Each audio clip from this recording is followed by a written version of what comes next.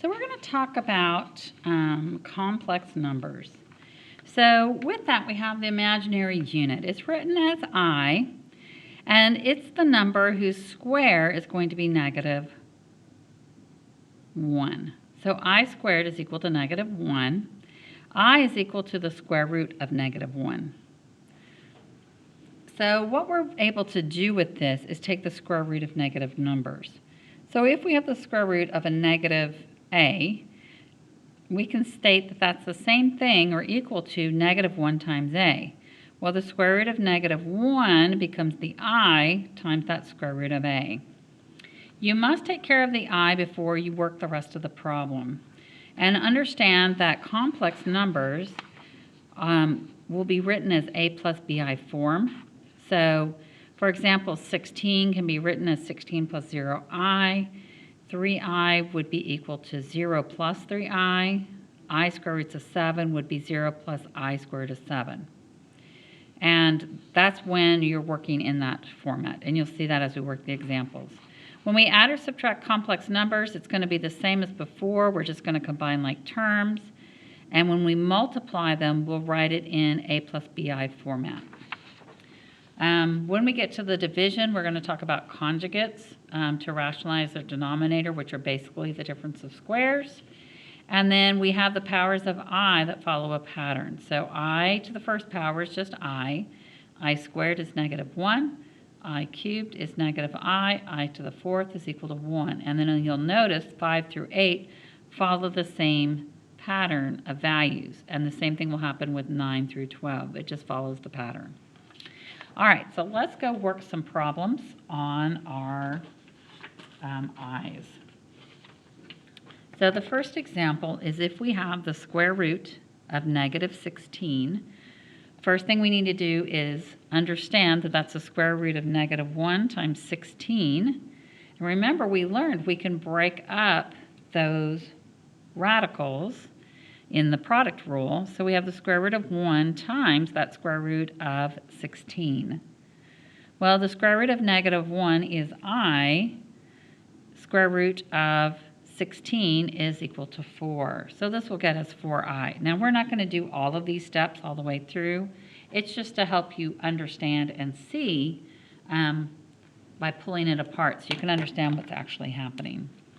So if we do the square root of negative 36, that would be negative 1 times 36. Taking out that square root of negative 1 would get us an I. Square root of 36, square root of 36 is 6, so we have 6i. If we look at the square root of negative 5, again, that's a negative 1 times 5.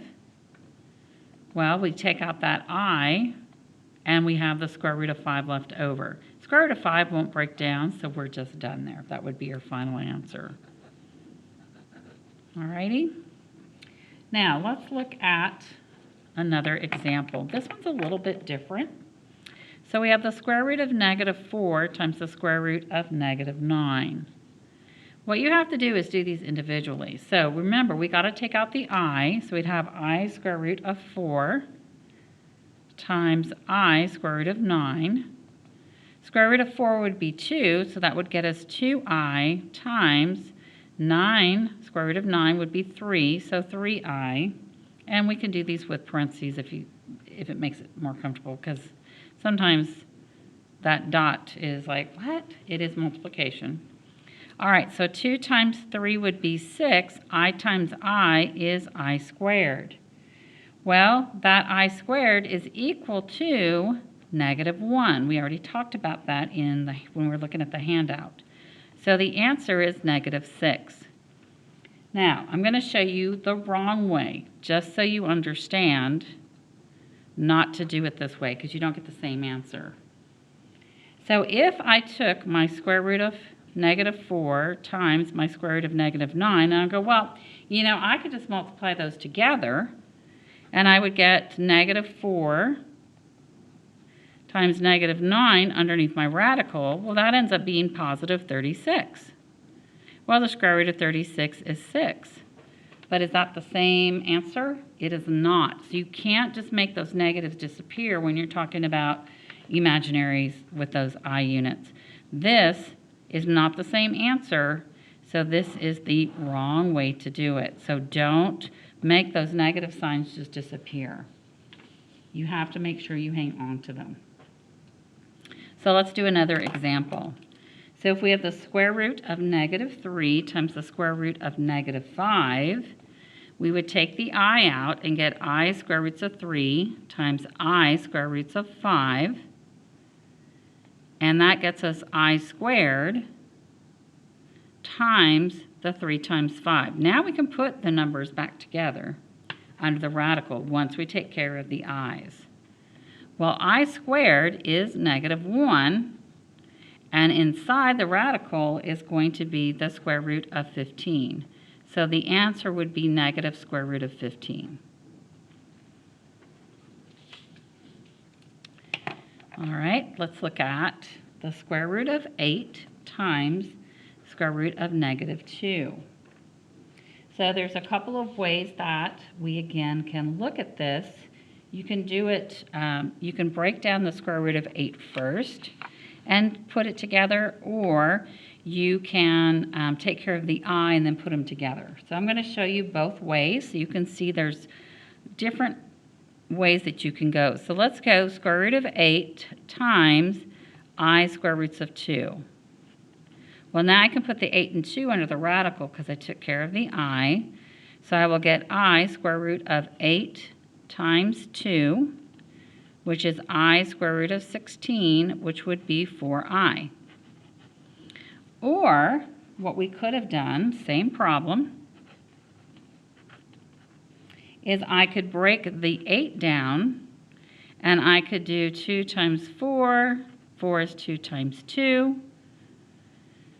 So this would be the square root of 2 times 2 times 2, looking for a group of 2.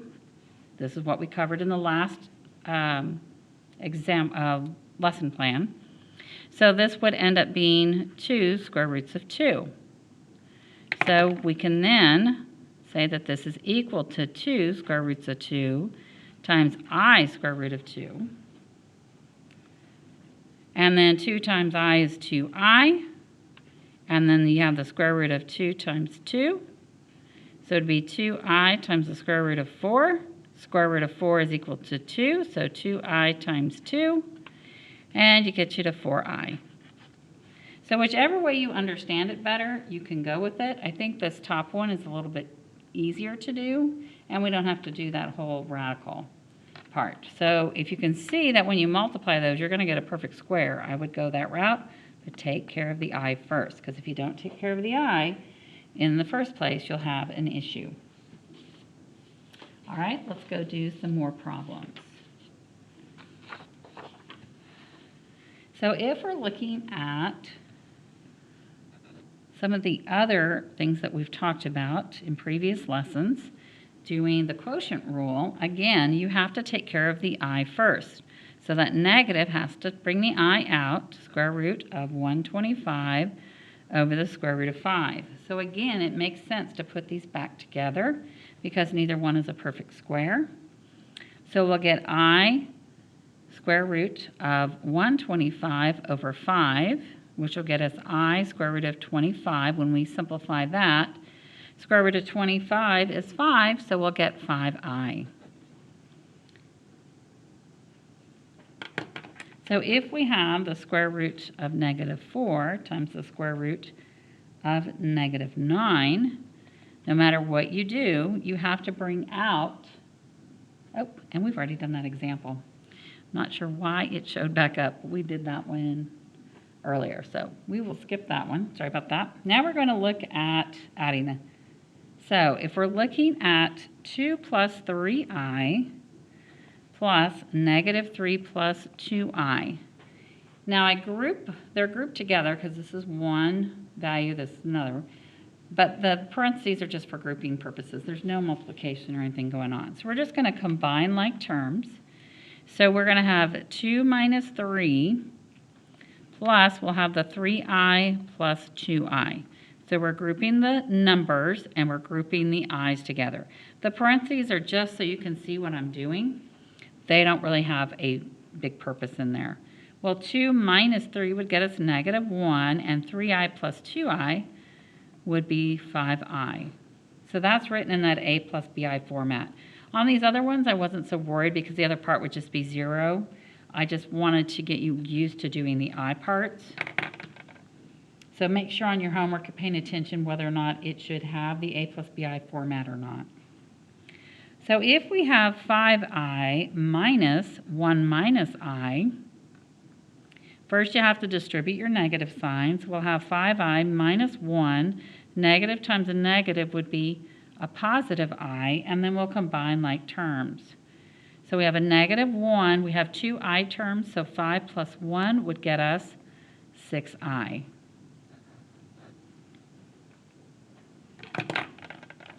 All right, if we have 7 minus 4i minus 6 minus 2i, again, we have to distribute the negative sign.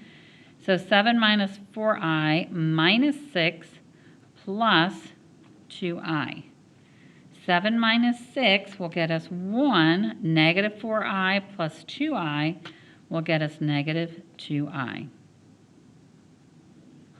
And that would be your final answer. All right, so let's look at multiplying our i's and see what happens there. So here we're going to talk about multiplying. So if we have negative 7i times 3i, negative 7 times 3 would be negative 21. I times I would get us I squared. Remembering that I squared is equal to negative 1, we have to multiply by the negative 1, which would be 21. So the correct answer would be 21 plus 0i, because we have to write it in the a plus bi format. All right, let's look at another one. If we have 3i times 2 minus I, again we'll distribute. 3i times 2 will get us 6i. 3i times negative I would be negative 3i squared. So that's 6i, and negative 3i squared is negative 1. So 6i, negative 3 times negative 1 would be positive 3. This is not the correct format, so we have to change it to 3 plus 6i, because it has to be in the a plus bi format. All right, if we have 2 minus 5i times 4 plus I, this is FOILing, just like we know before we're distributing. So 2 times 4 would get us 8. 2 times I would be 2i. Negative 5i times 4 would be negative 20i. Negative 5i times I would be negative 5i squared. All right, so we can combine what we can, but we also have to change that I squared to a negative 1. So we can combine the two middle terms. 2i minus 20i will get us minus 18i, and this would be negative 5 times negative 1. So 8 minus 18i, negative 5 times negative 1 would be positive 5, and then we'll combine the 8 and the 5. So 13 minus 18i would be our final answer for that. So sometimes you're going to have to do a little bit more steps with it. All right, our next problem, we have 2 minus I squared. Remember, that's the same thing as 2 minus I times 2 minus I. So again, we're going to FOIL or distribute. So 2 times 2 would be 4. 2 times a negative I would be minus 2i. Negative I times 2 would be negative 2i. Negative I times negative I would be positive I squared. Combining those middle terms, and then we have to change the I squared to a negative 1, we have 4. Negative 2i minus 2i would be minus 4i, and then positive I squared would become negative 1, because that's what I squared is equal to. 4 minus 1 will get us 3, minus 4i as our answer. All right, what if we have 7 plus 3i times 7 minus 3i? So for this, we are looking at, again, foiling. 7 times 7 will get us 49. 7 times negative 3i is negative 21i. 3i times 7 is positive 21i. And 3i times negative 3i would be a negative 9i squared. So if you notice, this was difference of squares. They're exactly the same except one is positive and one is negative. So with that, these two terms in the middle will cancel. So we'll have 49 minus 9 times negative 1 because we have to do our I squared. So that's 49. Negative 9 times negative 1 would be positive 9. So that'll get us 58. But we have to write our answer as 58 plus 0i because that's the way that we do those imaginary numbers. All right, let's look at division. So if we're looking at dividing, if we have 2 plus I over 1 minus I, what you have to do is look at the bottom. You can't have, it's just like rationalizing denominators where they won't let you have square roots in. You can't have the i's in there. So we are going to rationalize this using the conjugate. Remember I told you if it looks something like this, these are called conjugates of each other. It's a funny word, but it just basically means you're creating the difference of squares so that the middle terms will cancel and you won't have any i's because then we'll square the i's and get an I squared. So on this, we're going to multiply by a fraction that is equal to 1. We're just going to make it whatever we need it to be. So you're going to write whatever you have over here, but do the opposite sign in the middle. So instead of 1 minus I, we have 1 plus I. And what we do to the bottom, we're going to do to the top. So on the top part here, we are multiplying our 2 plus I times our 1 plus I. So 2 times 1 will get us 2. 2 times I, 2i. I times 1 would be I times I would be I squared. On the bottom, we have 1 times 1 is 1. 1 times positive I would be I. Negative I times 1 would be negative I. Negative I times positive I would be negative I squared. Notice that these two terms are always going to cancel. So on the top, we have 2. 2i plus I will get us 3i plus an I squared. I squared is equal to negative 1.